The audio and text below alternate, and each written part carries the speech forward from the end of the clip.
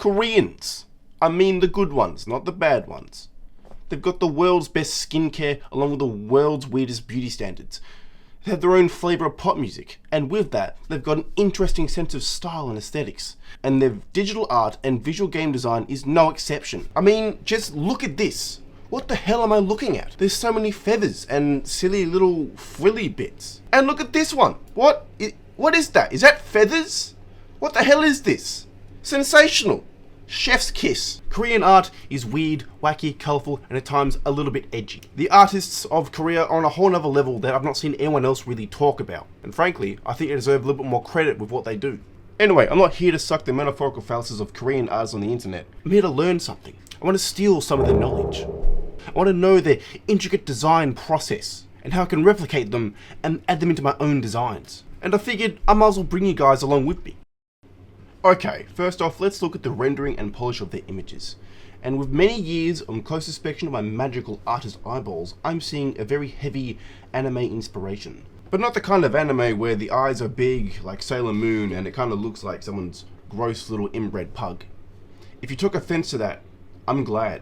You have a bad sense of style. With this anime influence, this makes way for some sick line art. I mean, just look at these lines. We've got some hard lines. We've got some soft lines. We've even got some sketchy and erratic lines. Point is, we got lines. Why am I gushing over this? The point I'm making is, usually when lines are present, it is its own style, known as line art. And line art is a style that is usually seen in comic books, manga, and whatever else. Now what's special in these examples is they blend painting and line art together in a beautiful marriage of sexy Korean flair to tantalize your sense of sight. This example here has hard lines, indicating a much more traditional / manga-esque style.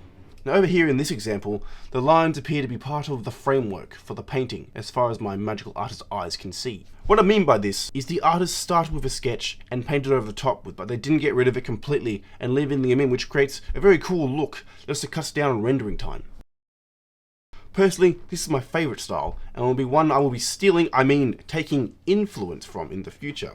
Now while we're on this topic, let's also talk about hatching and shading. This is a shading method commonly used in comic books and in sketching to add shadows. But here in this example, there is hatch shading in the final painted result of the image, giving it a lot more energy and style. And then lastly, I've noticed a lot of these artists incorporate very simplistic backgrounds, with a lot of them being just plain white. Since a lot of these artists I'm showcasing are actually character artists, this makes the character stand out more. Another thing I want to talk about is how a lot of the artists render their skin complexion. Usually it's good practice to throw in a few extra colours than just the usual fleshy tones, utilising colours like reds, yellows, and at times even blues. Well, all of South Korea saw this and said no, absolutely not.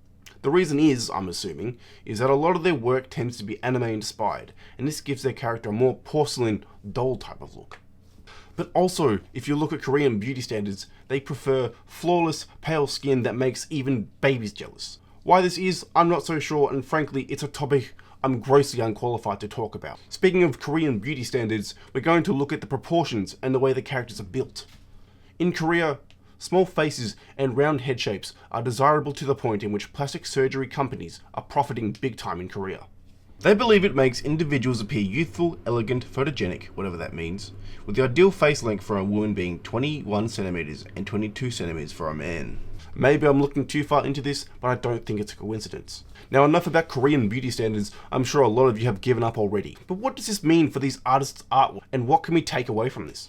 Well, when constructing a character, the basic guideline for proportions is that your character is roughly 7 heads tall, whereas a lot of my examples have been 8, and extreme cases even 10 heads tall.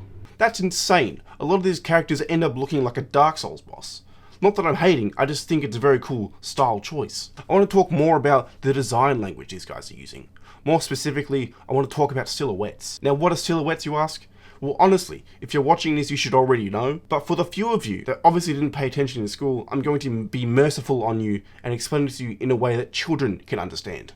Okay, now let's take a character. Any character, doesn't have to be a specific one. But also, let's say that we completely black out this character to the point where it's just a black shape on a screen. Now what can this black shape on our screen tell us about this character? Good silhouettes will already be able to tell us information about our character. For example, this character on screen, even though we can't see the details and we only have his silhouette as information to go off of, we can tell he is a heavily armoured knight that is bulky and most likely fulfills a tank role in a video game.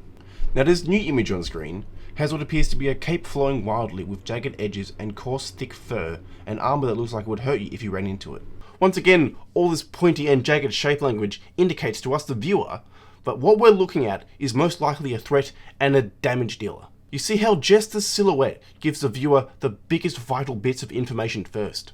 Anyway, crash course completed. What sets all these artists ahead of the curve is their crazy, fantastical silhouettes. For example, the image on the screen has this crazy, uneven symmetry. Yes, it gives off a good read like I talked about before, but what I'm highlighting here is how crazy and ambitious it is. Okay, now I'm going to throw another silhouette on screen, and you're going to think to yourself, what the hell is even that? Daddy, chill. What the hell is even that? Wow, you look at that. There's so much flying off the character and at you, the viewer. This wild silhouette creates a larger-than-life design that gives off a sense of fantastical surrealism to the viewer. And that's pretty dope. Alright, we've talked about the big shapes, let's talk about the little shapes. There's a certain type of line and shape that I see reoccurring in a lot of artists' work, and it's not just artists from Korea. Joe Madureira, famous comic book artist and now game developer, also has a lot of these interesting curves and convex shapes in his work. Our boy Joe has a very captivating style with his almost sharp and square-like shape language. I'll let you have a look at his work here. But the devil is in the details. Look at the way he's drawn the anatomy in this image here. Look at this shoulder right here. Typically, shoulders are round and not at all angular or have flat lines on them. Yet here it is. And it's not that Joe Madureira has drawn it wrong or incorrectly. Far from it. Old mate Joe knows his anatomy. But what I'm talking about here is specifically the way the shoulder is drawn, with these almost straight lines creating interesting shape language, where even round shapes are sometimes blocky. Next, let's take a look at the mane. You got these strange, almost S-type shapes running all through the top of the mane, and these obtuse, jagged corners, finished off with these crooked, sharp ends. A lot of these special little shapes and lines is a great stylistic choice to add visual interest to your artwork, and is a trick I don't often see discussed either. Almost all of these artists I'm showcasing has similar lines and shapes. It's just that Joe pushes this example to the extreme and illustrates my point a lot easier. Alright, we're on the home stretch. This next part you probably won't find as insightful, but regardless, it must be mentioned. Almost every illustration I've showcased today follow the same theme of medieval fantasy, right? But Korean medieval fantasy is on a whole nother level. For example, let's look at world famous Korean MMO Black Desert Online, a sandbox oriented medieval fantasy MMO RPG developed by Korean developer Pearl Abyss. Unfortunately, my ADHD prevented me from really grinding or getting far in the game. One thing I did notice is that even low level characters look cool. Now why is this? Now as an ever wise design wizard, I've closely inspected hundreds, no thousands of Black Desert Online costume designs and have studied the field of fashion design for approximately 6.9 years. And with my vast knowledge in design, I've deduced one thing that Pearl Abyss does so well in their fashion design. And that thing is buckles. Belts and buckles, ladies and gentlemen, it's that simple. All the fancy belts and buckles break up larger shapes from the character and add more visual intrigue for your eye to look at. For example, let's look at this character from the game. Standard kind of mage character with the cloak and whatnot. However, we take a closer look and what do we see? She has a belt buckle chopper type thing. Her belt has so many accessories it looks almost like a spy utility belt. She has this strange magic thing on her forearm and her shoes have so many buckles on them they look like they were designed by Demonia. Now, Pearl Abyss isn't reinventing the wheel here, and in medieval fantasy games, you don't have to. In most cases, you actually shouldn't. But what they do well here is add visual interest, places for our eyes to get distracted and spend more time getting visual read on the character. Belts and buckles just happen to be this easy distraction, but you could realistically use anything as long as it adds visual intrigue and breaks up the character's larger shapes.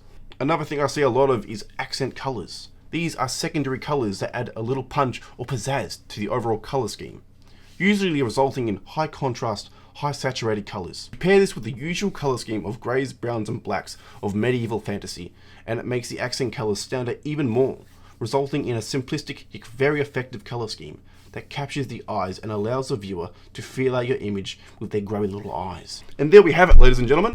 I have showed you all the Korean artist's secrets. And like a whore, I have displayed it for you completely free. Subscribe so you can see the follow-up video where I try and use all the tips and tricks from this video and use them in my next character design. Anyway, listen, I'm not here to suck the metaphorical fallacies not here to suck the metaphorical not here to suck the metaphorical fallacies of Korean artists and the internet.